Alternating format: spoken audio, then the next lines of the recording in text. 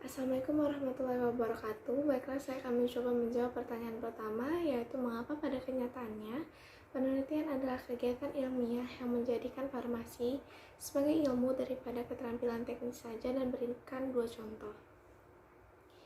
Pada kenyataannya, farmasis melakukan research atau penelitian bukan hanya mengasah keterampilan teknik saja seperti teknik pembuatan obat, teknik meracik, teknik membungkus, teknik pemberian obat.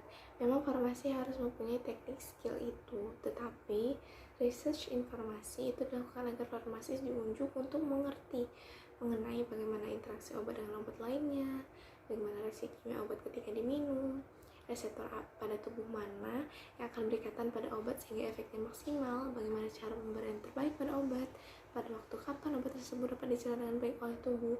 Hal-hal tersebut inilah yang mendasari bahwa farmasi merupakan ilmu, bukan sekedar teknis yang didapatkan dari research.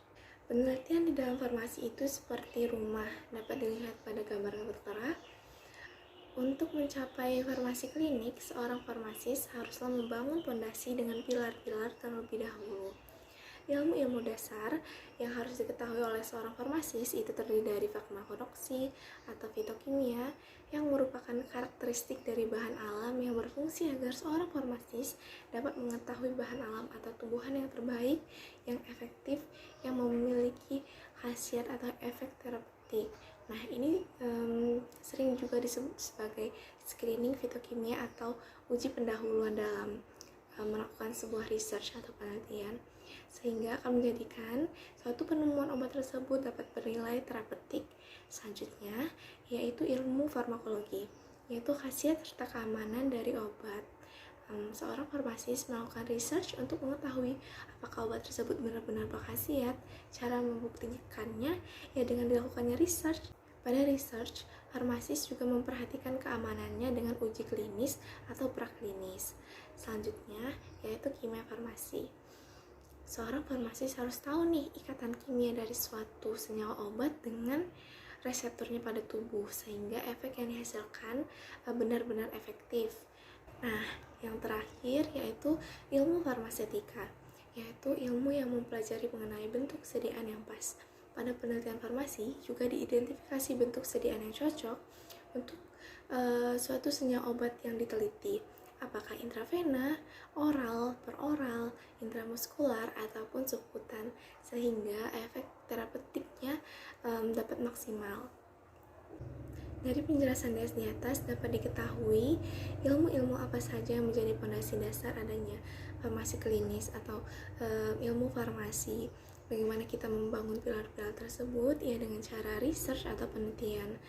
Maka dari itu, kenapa penelitian farmasi merupakan sains atau ilmu? Ya karena pada kenyataannya farmasis dituntut untuk mengetahui fondasi-fondasi awal atau ilmu-ilmu saintis terdahulu di balik ilmu baru ataupun hasil dari penelitian yang diteliti. Nah, farmasis dituntut tidak hanya mempunyai technical skill-nya saja, tetapi harus saintis yang paham betul kerja dari suatu obat tersebut.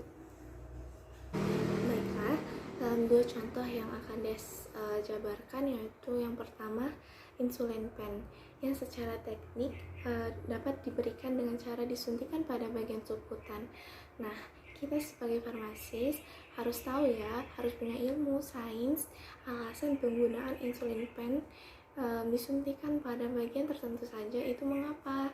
Nah, penyuntikan dilakukan secara subkutan atau jaringan di bawah kulit yang merupakan jaringan lemak, karena penyuntikan pada bagian jaringan lemak ini akan mempercepat proses penyerapan insulin.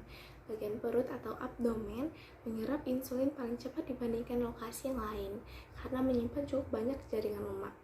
Dengan ilmu tersebut yang kita punya, yang tentunya telah diuji ataupun telah dilakukan researchnya terlebih dahulu, sehingga farmasis dapat menjelaskan kepada pasien titik-titik di mana saja yang dapat dilakukan penyuntikan dengan menggunakan insulin pen atau insulin agar penyerapannya maksimal atau cepat.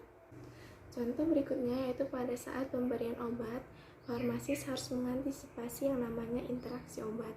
Interaksi banyak terjadi secara farmakodinamik yang merupakan interaksi antara obat yang terjadi pada sistem reseptor, tempat kerja, atau sistem fisiologi yang sama sehingga terjadi efek yang aditif, sinergis, ataupun antagonis.